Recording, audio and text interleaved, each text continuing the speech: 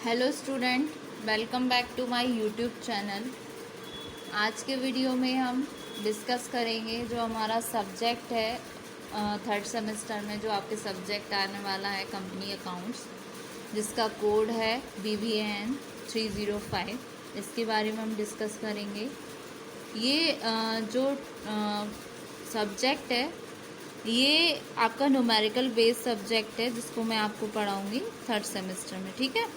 तो इसमें आपकी 5 यूनिट हैं। तो यूनिट बाई यूनिट में आज आपको जस्ट इसका ओवरव्यू दूंगी।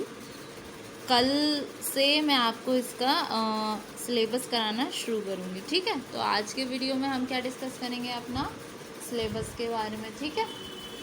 तो कंपनी अकाउंट्स आपका सब्जेक्ट है और इसका पेपर कोड आपका BBAN 305 है। यूनिट फर्स्ट पे हम आते हैं। फर्स्ट है आपकी जॉइंट स्टॉक कंपनीज। ये एक सब्जेक्ट में होगा आपका BBA थर्ड सेमेस्टर में, कंपनी लॉ। उसमें आप कंपनीज के बारे में पढ़ेंगे। जैसे कि चलो नॉर्मली मैं बता देती हूँ कंपनी क्या होती है। कंपनी एक आर्टिफिशियल पर्सन है जो क्रिएटेड होती है लॉ के द्वारा।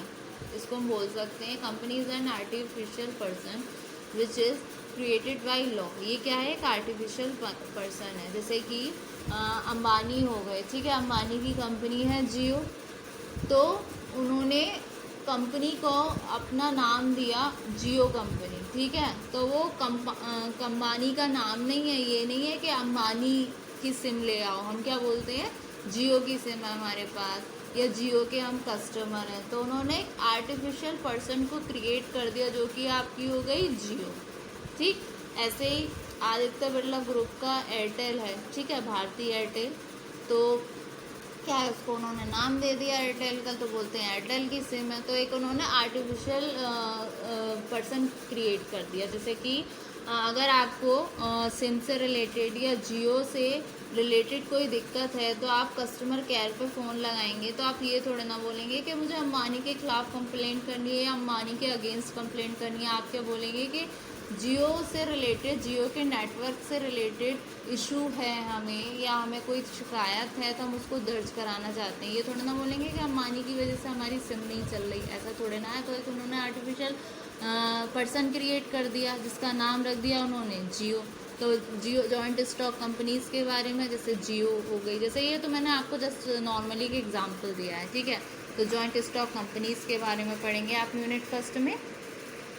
देन उसके टाइप्स क्या क्या होते हैं, कितने टाइप्स की होती हैं कंपनीज, फिर उसके शेयर कैपिटल के बारे में पढ़ेंगे। फिर आप सबसे इम्पॉर्टेंट जो न्यूमेरिकल्स आएंगे वो न्यूमेरिकल पोर्शन आएगा आपका यहाँ से, जो कि इशू है। शेयर क्या होता है, मतलब एक कैपिटल का एक छोटा मतलब हिस्सा होता है। तो 2 टाइप्स के आपके शेयर होते हैं, इक्विटी शेयर, प्रेफरेंस शेयर। इसके बारे में भी मैं आपको बताऊंगी जब शुरू कराऊंगी आपका सिलेबस, ठीक है। फिर शेयर के बारे में बताऊंगी। इक्विटी शेयर कौन होते हैं, शेयर होल्डर्स कौन होते हैं, वो रियल ओनर्स होते हैं कंपनी के। प्रेफरेंस शेयर होल्डर्स कौन होते हैं, जिनको प्रेफरेंशियल राइट होता है, ठीक है। तो इस तरीके से तो इक्विटी शेयर होल्डर ओनर होते हैं। तो जब कंपनी, यहाँ तो हुई इशू की बात, जब कंपनी लिक्विडेट होती है तो सबसे पहले क्या क्या होता है, सबसे पहले हम पेमेंट किसका करते हैं, जितनी लीगल फॉर्मेलिटीज़ हैं उनका करेंगे। और इसमें देखा जाए सबसे पहले डिवेंचर होल्डर्स का होता है, फिर आपके प्रेफरेंशियल शेयर होल्डर्स का होता है, सबसे लास्ट में होता है आपका इक्विटी शेयर होल्डर्स का, ठीक है। तो इसमें हम सीखेंगे इश्यूज शेयर का कैसे होगा। ये आपने 12th स्टैंडर्ड में पढ़ा होगा। शेयर्स क्या क्या होते हैं, एक आपकी एक बुक रही होगी, उसके बारे में आपने पूरा पढ़ा होगा। तो ये आपको इतना कुछ टफ नहीं लगने वाला है, ये वही कंसेप्ट हैं आपके, ठीक। तो इशू शेयर कैसे इशू होते हैं कंपनी में। फिर वो फॉर फीचर कैसे होते हैं। फॉर फीचर कैसे है, जैसे कि हमने किसी को कुछ शेयर ऑफर किए, मतलब शेयर इशू करे, तो उसने हमारी शेयर खरीदे, उसने इंस्टॉलमेंट पे हमारे शेयर खरीदे, मतलब फ़र्स्ट कॉल उसने, मतलब इंस्टॉलमेंट नहीं, कॉल पे खरीदे, तो उसने फ़र्स्ट कॉल पे कर दी, बाकी की नहीं कर पाए, या वो सिर्फ एप्लीकेशन मनी दी, उसने और कुछ कर ही नहीं पाया वो। तो उस चीज़ में क्या होता है, उस शेयर को हम फॉरफीट कर लेते हैं, हरड़ कर लेते हैं। फिर उसके बाद में उन्हीं शेयर्स का हम री इशू कर देते हैं, ठीक। फिर आ जाएगा आपका रिडेम्पशन क्या होता है प्रेफरेंस शेयर का, कैसे उनकी वापसी होती है, फिर issue and redemption of debenture, ठीक है, इशू और रिडेम्पशन हो गया डिवेंचर का, ठीक है। अब यूनिट सेकंड में आता है आपका फाइनल अकाउंट्स आएंगे।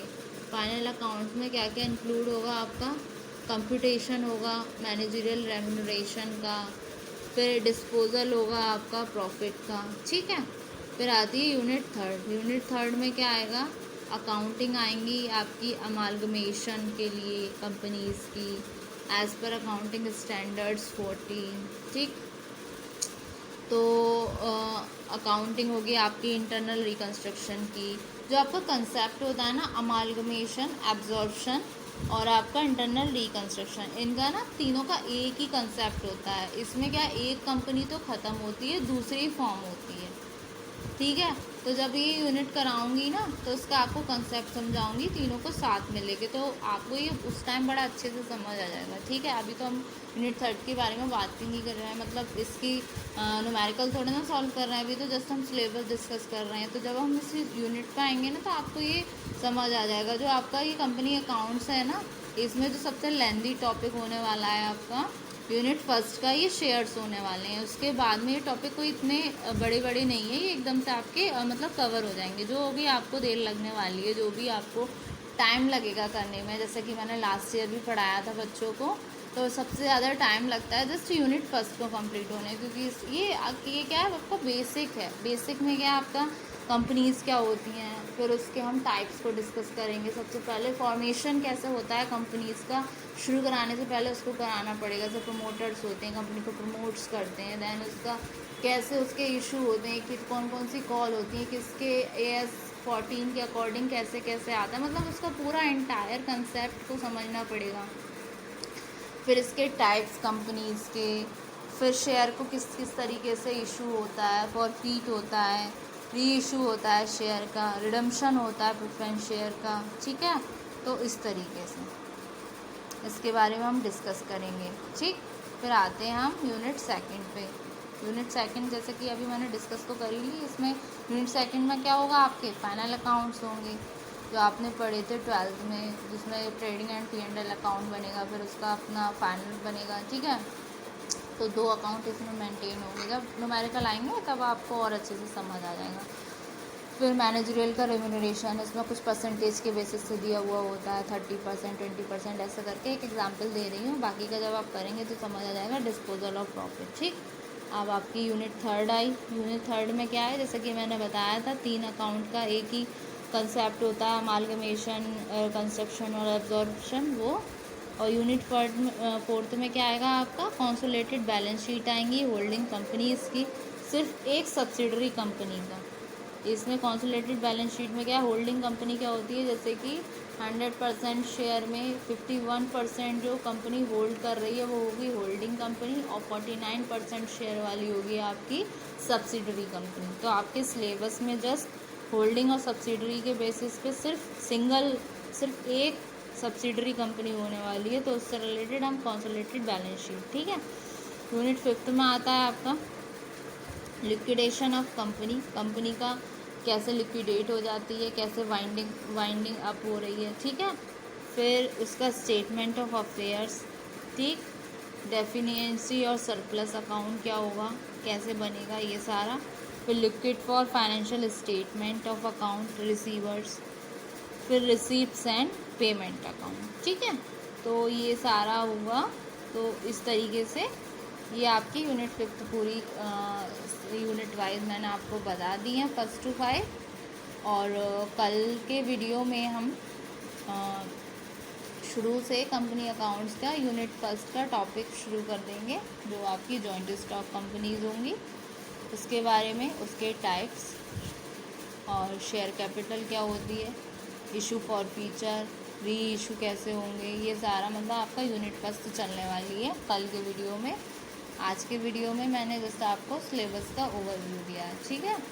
तो सिलेबस इसका मैंने आपको डिस्कस किया हुआ। टॉपिक बहुत मतलब ये जो बुक है आपकी, मोस्टली इसका पोर्शन आपका 12 से काफ़ी सारा कवर है, तो इसको समझने में आपको दिक्कत नहीं लगेंगी। जो नॉन अकाउंट्स वाले बच्चे हैं उन्होंने भी बेसिक तो सीख ही लिया है फर्स्ट ईयर में, तो उनको भी इतना टफ नहीं लगेगा। तो होप सो स्टूडेंट आपको ये बहुत अच्छे से समझ आया आज के वीडियो में सिलेबस के बारे में, और मैं ऐसे आपको शो कर देती हूँ जिससे आप उसको सिलेबस को अच्छे से लिख पाएँ। तो यूनिट फर्स्ट में ये आपका जॉइंट स्टॉक कंपनी, टाइप इसके शेयर कैपिटल के, हैंड राइटिंग में कोई प्रॉब्लम हो, कुछ समझ ना आ रहा हो तो मेरे से पूछ लेना, ठीक है।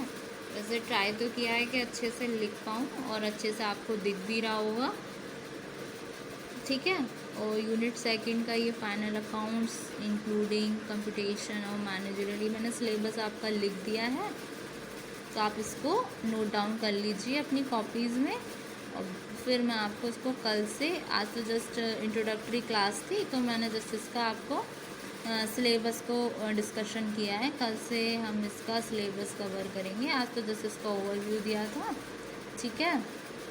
होप सो स्टूडेंट आपको ये क्लैरिफाई हो गया होगा, दिख भी रहा होगा अच्छे से। वैसे तो सही लिखा है मैंने, ज़्यादा छोटा भी नहीं लिखा है, समझ आ गया होगा आपको, ठीक है। देख लीजिए, आप लिख लीजिए इसको। और इससे रिलेटेड अगर कोई क्वेरी हो, समझ नहीं आ रहा हो ना, तो मेरे से पूछ लेना एक बार, मैं इसको बता दूँगी। ये स्टेटमेंट है नीचे, financial statement of account receivers, receipt and payment account. ये आपका फॉर फीचर है, यहाँ पर राइटिंग का देख रही हूँ मैं। ये रिकन्स्ट्रक्शन है, अमालगमेशन है, दिख तो रहा होगा, ठीक है।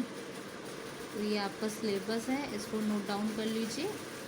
और बाकी का कल से हम इसकी क्लास शुरू करेंगे, अपना शेयर पे आ जाएंगे। तो सबसे पहले हम यूनिट फर्स्ट पे सबसे पहले तो कंपनीज़ के बारे में जानेंगे, उसको डिस्कस करूँगी कल, फिर शुरू करूँगी। शुरू में थोड़ी सी थ्योरी, दैन इसके न्यूमेरिकल शुरू करेंगे, ठीक है। Thank you very much.